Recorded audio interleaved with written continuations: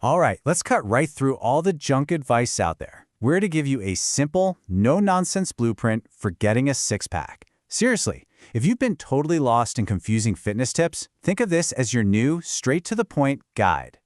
Does this look familiar to you? You're on the floor day after day just pumping out endless crunches, praying that one day you'll see that chiseled midsection. It's what we've all been told to do, right? But here's the thing. There's a huge problem with this whole approach.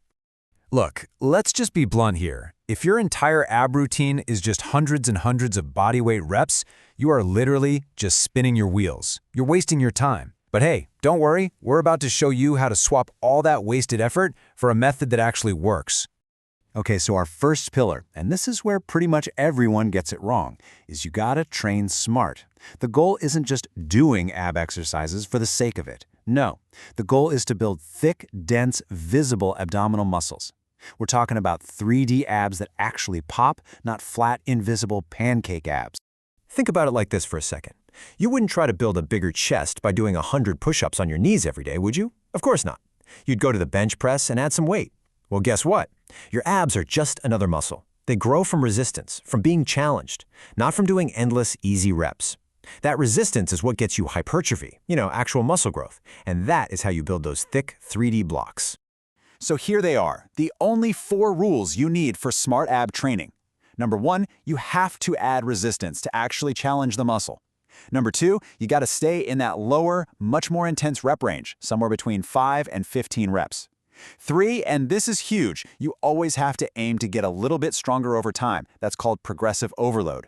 And finally, number 4, let them rest and recover. Just like any other muscle, training them hard twice a week is more than enough.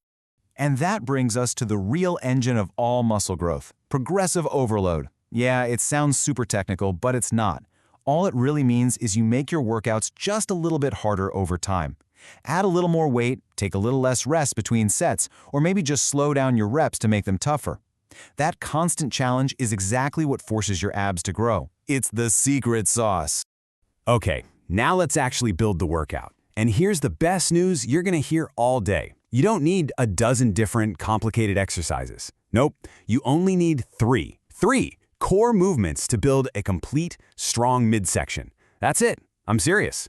And here it is. This is your entire ab routine. For the upper abs, we're doing cable crunches. For the lower abs, we've got leg raises. And hey, if those are too hard at first, just bend your knees, no shame in that game.